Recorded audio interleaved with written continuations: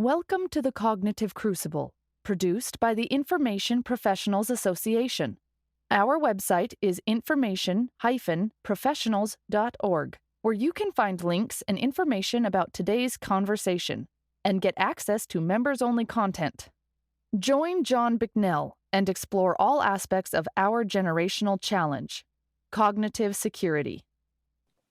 My guest today on the Cognitive Crucible is Mr. James P. Farwell, who is an author and national security expert in information warfare, corporate strategic communication, social media analytics, political media and strategy, cyber policy, cybersecurity, strategy, and authorities. He is an experienced political consultant, having advised in presidential elections in the United States and abroad, as well as statewide and congressional elections, and in issue management campaigns for referenda and legislation. His most recent book, Information Warfare: Forging Communication Strategies for 21st Century Operational Environments, is available from Marine Corps University Press. James Farwell, welcome to the Cognitive Crucible. Thank you, John. It's nice to be with you. Could you please give our audience a little bit more background about your extensive career and engagements in the national security realm? Sure. I'm by background a lawyer and practiced law for many years and was a litigator, and have always loved politics, was involved in politics professionally for many, many, many years. After 9/11, the Pentagon went to one of my clients and asked if they had anybody that had an understanding of strategic communication and how that might affect what they were doing. And I was asked if I would be interested. So I volunteered to help the Pentagon for a couple of years, which I did. And then in 2003, they gave me my first contract. And then since that time, I've more or less continuously advised parts of the Pentagon or COCOM on the use of strategic communication and the use of cyber. It's two confluent but parallel yet distinct areas of subject matter expertise. And I should say I'm also a cybersecurity lawyer. I'm a CIPP US, and so I do a combination of some legal work, a lot of policy work, advising companies, and my work in advising the Pentagon has more been in the policy and strategy side. Longtime listeners of the Cognitive Crucible are aware, as you are, James, that defining terms can easily get in the way of progress. For example, we recently had General John Davis on the program, and I think you know who he is. He calls this term warfare, and he says that term warfare is frequently associated with government agency or interagency resourcing squabbles. Nevertheless, I think it's still valuable to at least try to define terms. So I'd appreciate it if you could please define what you mean by strategic communications and information warfare, and how Stratcom and information warfare are nested inside one another. John Davis is a great friend. He's exactly right that allowing ourselves to be dry gulched by definitions and language is a mistake. You really want to cut to the core of what it is that you're trying to do. To me, strategic communications is a notion, not a definition. And it entails the use of words and actions, images and symbols to influence public opinions and attitudes, to shape behavior, to achieve a desired effect, or in military parlance, end state. End state's a good term because it recognizes that there never is an end state. George Shultz once said about politics that there's nothing ever settled. You achieve a goal in a political or military situation, it just creates a new status quo that you have to then deal with. And I think that in this era where this becomes especially relevant is that the competition between great powers for global influence is achieved as much by information as through the traditional notion of armed conflict. And it used to be that while information was always important historically, always, in more recent times, what we've seen is a shift in emphasis. In some places, kinetic action may be more important, but in other cases, information and how it's used may be what determines the outcome of a strategic situation. Let me give you an example.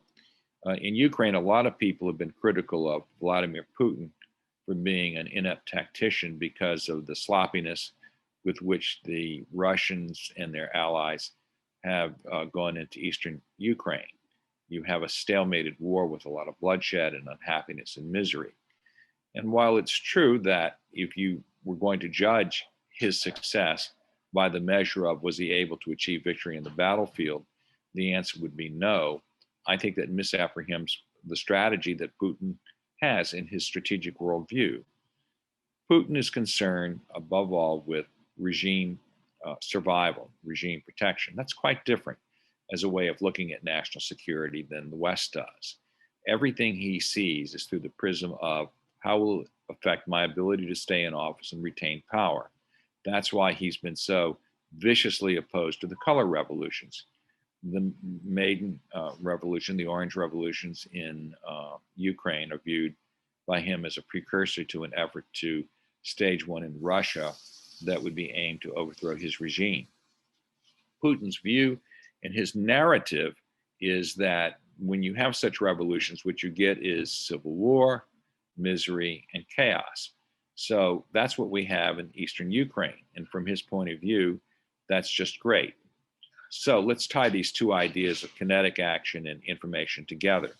Traditionally, a lot of people would say Putin failed because he has gotten himself into a stalemate. Putin would say he has succeeded brilliantly, and I agree with him, because what he has done, and this is the key to remember, is that instead of fitting the narrative to justify kinetic activity or armed conflict, the opposite has happened. He spun a narrative, which is that color revolutions lead to civil war, misery, and other bad things.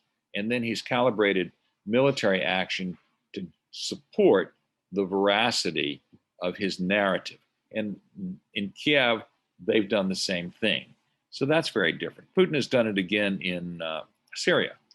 His intervention in Syria really can be viewed more aptly as an exercise in information warfare with lots of flash and dazzle than a military incursion. When you take a close look at it, he's committed very few military assets to that action. What he has sought is political influence and to influence behavior by various people to build up Russian prestige and influence in the Middle East.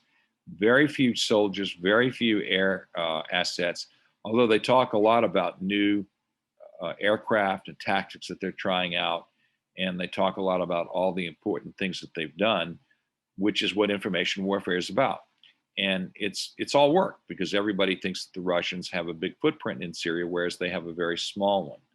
So those are just two examples on the Russian side of things, but they have broader implications for ways in which you have to look at things differently. That's great. Can you contrast, gave some vignettes there about Russia and how Putin operates. Can you contrast that with the other adversary that is all over the news now, China, and how their strategic communications and information warfare laydown might be different than the Russian brand? Sure. It's very different. China has a sophisticated notion of information warfare that is manifest in its notion of unrestricted warfare, written by two then colonels, later generals in the People's Liberation Army, called unrestricted warfare. And its notion, they don't call it a doctrine, of three warfares. Three warfares has three elements. Lawfare, China justifies everything it does in its construction of some legal precept that it defines, much of which is complete nonsense, but nevertheless, they're very legalistic. And legalistic because for China's strategy, they need to seize and hold the moral high ground. And one way that they do that is to cloak their actions in legality. The second is media warfare, which is taking dominance of the news reporting of everything. When years ago, you may recall under Bush 41, I forget the designation of a plane. It was a spy plane, an EC-1A or something like that, collided with a Chinese fighter and was forced down in China. Colin Powell negotiated a peaceful solution to that. The question was this a miscreant action by the United States and a noble one by China to rescue pilots, or was this an act of aggression by China? If you look at the news coverage in the West, you will find that the language that was used to characterize what happened, as well as the number of stories that carried China's narrative, vastly outnumbered those of the United States. Powell was an able man, but he didn't believe or understand the importance of articulating a narrative that advanced our point of view. And China's notion of achieving its self-interests stems back to the teachings of Sun Tzu, the 36 stratagems. And all of these together, along with their modern notions, seek to achieve success, to advance Chinese interests incrementally over a long period of time without armed conflict. In Sun Tzu's view, if you have to engage in a war to win, you've lost. His view is that winning requires sapping the will of the enemy and convincing them to do what you want to do. And that is what the entire Chinese approach, which is integrated between its diplomacy, intelligence, military, economic, political aspects, is intended to do. It's a very sophisticated strategy. And I would argue that in these vague notions of new generation warfare, hybrid warfare, point the way to what the U.S. needs to be thinking about as we develop our own notions of hybridity. So, if I can summarize in very simplistic terms, the information warfare from both the Russian and Chinese perspective is all about influence below the level of armed conflict, if at all possible. So that's a similarity.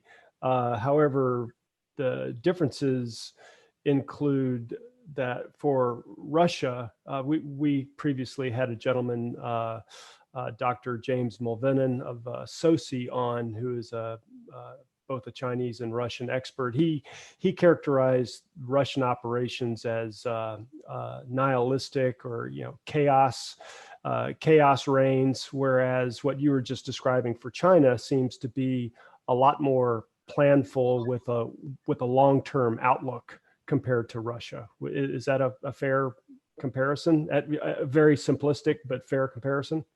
You're right and you're wrong, in my view. Okay. I would not conflate the Chinese and Russian notions at all. When Valery Gerasimov, who is the chief of the Russian General Staff, first talked about new generation warfare, everybody jumped up and down and said, aha, the Russian military is embracing hybrid warfare. That is to say, conventional warfare, such as we would have seen in Jena during the Napoleonic era, and the use of information and subversion and covert activity and bribery and things like that to provide a completely new doctrine of warfare for the Russian military. It's a complete misreading of what Gerasimov was writing about. He wasn't even writing in a military journal, and that's been true for subsequent speeches.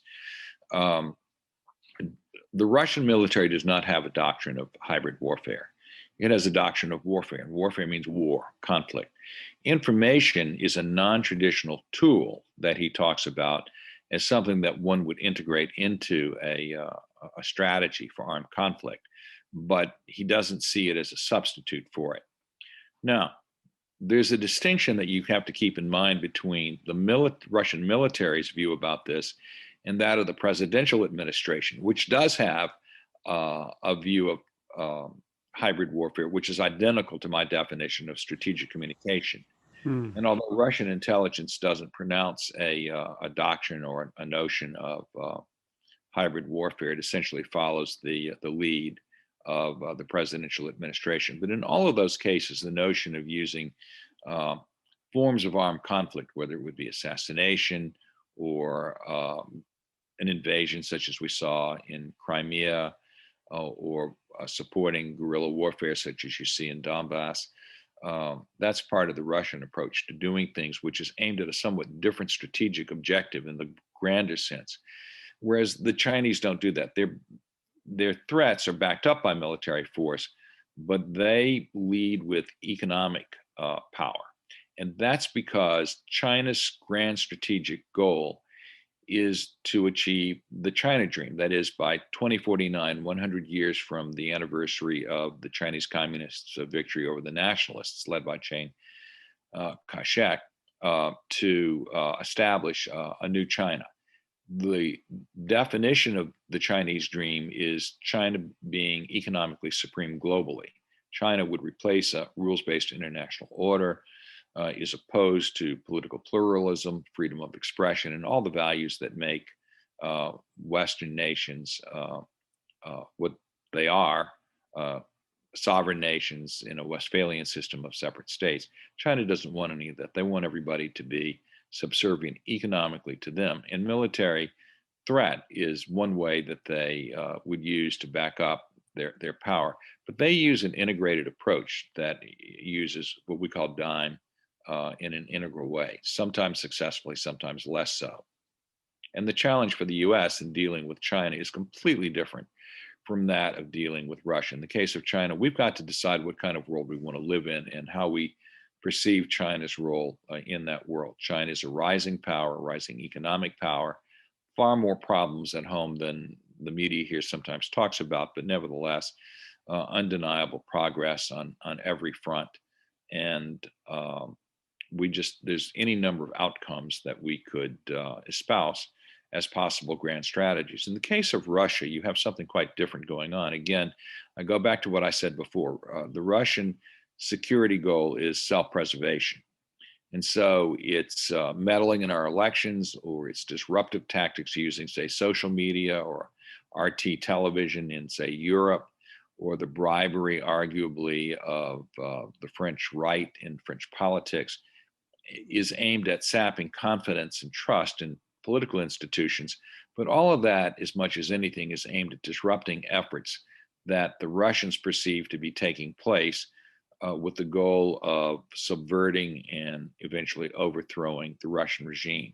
It's two completely different views of the world. So we had a short conversation before we started recording here, which I found really interesting, and I'd like to recap that basically. But you started talking about corporate communication strategy and relating that to relevance in the national security space as well. And you started talking about Nike in particular as being masterful in their marketing strategy and strategic communications. Could you go back into that, and we'll pick that up? Sure. When we were, this comes from a new book that I've written, which isn't published yet, called 4-Star CEO, which applies the precepts of information warfare to the corporate world. And it looks at how companies define challenges for marketing and strategic communication and ways that they overcome it. The two worlds are distinct, but there's lots of overlap, and there's lots about the way that the military approaches strategic communication that I think is really relevant and helpful to somebody that has a company and wants to market itself. Nike, in my view, is by far the winner if you were going to award gold medals to companies that have magnificent strategies for strategic communication. Nike's message is that you can improve your life through sports, and Just Do It is a call to action. But what's important about Nike is its narrative. Nike uses a narrative of hero versus villain, and it argues that in each of us, we're our own hero and our own villain. We're our hero, for example, in that we may wake up one day and say, you know what, I've really got to get fit, so I'm going to go to the gym and I'm really going to get after it. And so you do that, and you do it with the noblest of intentions. You go out and buy great gear, and you schedule meetings with trainers, and you're going to go do it, and you start to make progress. But then what happens, and this of course is true to anybody that tries to become physically fit, it's hard. You've really got to work hard. You've got to be disciplined, you've got to be focused, and you have to be persistent. And against that is the villain in us. We have other things to do. We get lazy. If you want to be a runner and you wake up and it's 7 o'clock in the morning and you look outside and it's cold and it's rainy, The question is, do you want to get out of bed or go back to sleep? Well, most of us would probably rather go back to sleep. And Nike's point is that's the villain in us. And we have to do it through hard work and discipline and focus. And if you do that, then you will work your way through that and ultimately achieve your goals. And all of their ads are stories and narratives that illustrate that. One of the interesting things that they do in their advertising is that Michael Jordan is one of the people that endorses them. And Jordan is terrific. Not only is he one of the great athletes that we've ever seen, but his message is a great message. He says, everybody thinks that I made it look easy. They think that I just, became a celebrity because I was so neat and so cool. And they think that I became a champion athlete because I was just so naturally gifted. He said, what they don't see is the years of work and preparation that I did and how much time I had to put into a gym and how much time I had to spend with coaches and how hard it really was even for me. And the reason I became the Michael Jordan that we see in marketing is because I put in the time, I put in the effort. It's a great message, and it's something that I think has a great relevance to the to politics. Churchill's message in 1941, excuse me, in 1940 to the British people was really no different. Britain has faced many trials and tribulations in its history. Now perhaps it faces its greatest of all in the form of Hitler and the Nazis. This is not going to be easy. We're going to have to stick to it. We're going to have to be courageous. We're going to have to be brave and overcome our fears. But if we do that, then we will succeed and we will win. Very similar message and well used in politics. Roosevelt did the same thing in talking about the four freedoms and defining the causes under which the United States would wage its war against the Nazis. Both Churchill and Roosevelt were geniuses at strategic communication. Roosevelt, who is viewed as one of the great presidents, I view as easily one of the two greatest presidents, and I would be prepared to make the argument that in many ways he was an even better president than Lincoln, a more able president than Lincoln. He was a military genius as well as a political one. And he had to do it himself while he was in miserable health and had no help at all. Thanks for all of that. When you're describing Nike's underlying narrative, the narrative below the narrative, and describing that in heroic terms and villainous terms, I am reminded of one of my, I guess, teachers or literary heroes. This fella, and I've mentioned this before on the podcast, Joseph Campbell.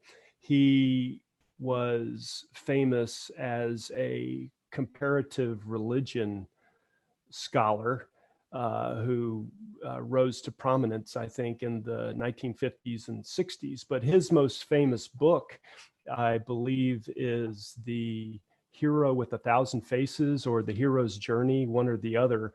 But he describes this as just a core part of the human condition, and that everyone, whether they realize it or not, they are the hero of their own story, and we are all on a journey. And it sounds like Nike and perhaps others have tapped into that as part of their deliberate messaging. And so I wanted to build on that a little bit more and ask you if that concept can be laddered up from the individual perspective all the way up to the community perspective and even to the nation state and world perspective. Do you think that can build upon itself from a strategic messaging vantage?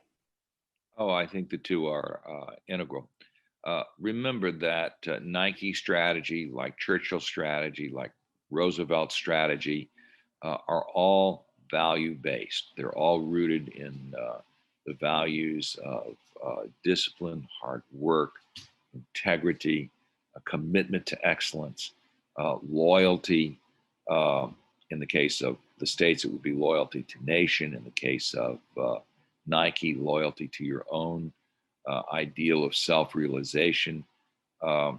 That's ultimately what really works in strategic communication. If your foundation for what you're doing is value-based, you have a significantly better chance of working. Indeed, if you're not value-based, I think it's somewhat difficult over the long term for a strategic communication approach to really work. I mean, I think that in person, I think there's a great deal of merit to the view that people that have integrity, that work hard, that have discipline, that value excellence, that have loyalty to each other and to organizations, those are the core values that you look for in discerning whether somebody is an individual with whom you want to work, whether a cause may have an attractiveness that would inspire you to join it, whether or not ultimately you're going to fail or succeed in what you're going to do.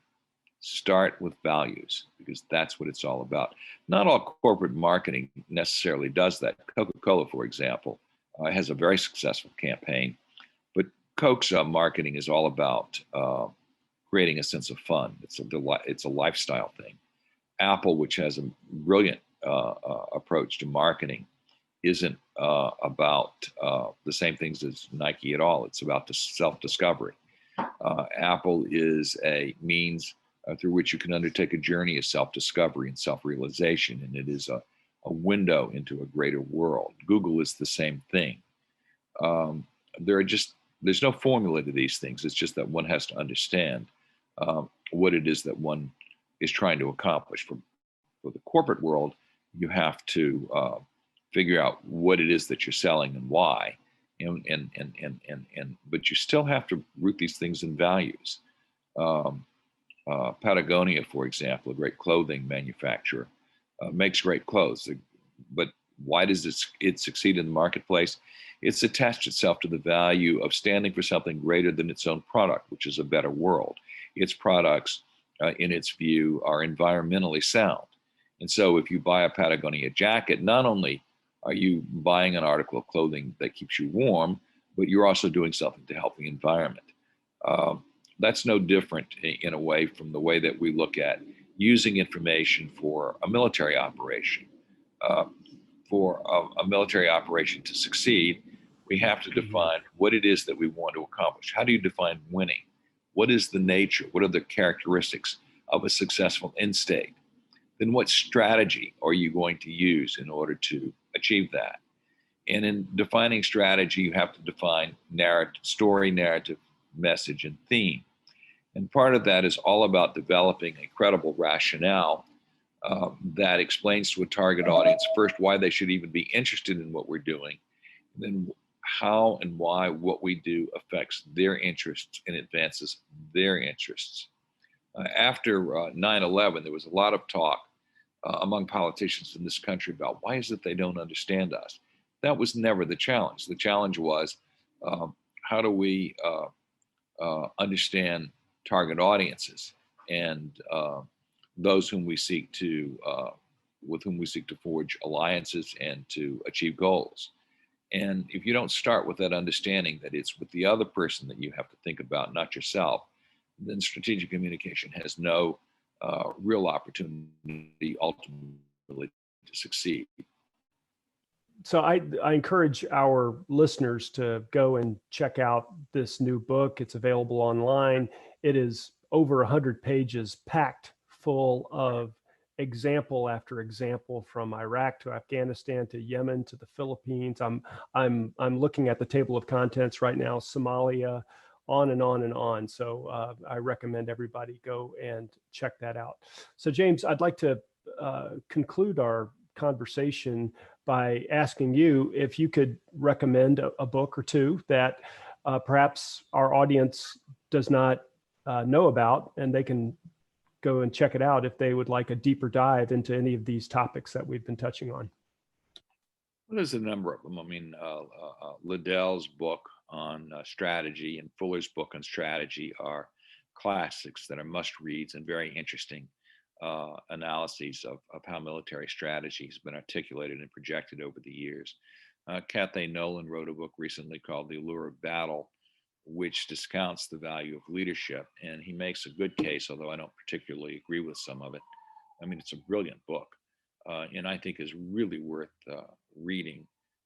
There are any number of different topical books on Russia that are worth reading. Really, almost too many to talk about. George Beebe wrote a very good one that I highly recommend, which offers a somewhat different view than the conventional view on Russia. Catherine Belson has written a very good book that takes a somewhat cynical view of Putin, called The Kremlin's Men. In the case of China, there are a number of books that have come out. The best ones are probably written by Michael Pillsbury and Jonathan Ward that talk about China's worldview and its goals that we need to be able to contend with. The list just goes on and on and on. All right. And with that, James Farwell, thank you so much for being on the Cognitive Crucible. It's been an honor. The Cognitive Crucible is the only podcast dedicated to increasing interdisciplinary collaboration between information operations practitioners, scholars, and policymakers. To find out more about the Information Professionals Association, visit us at information-professionals.org. Please support our podcast by giving us a 5-star rating and leaving a review.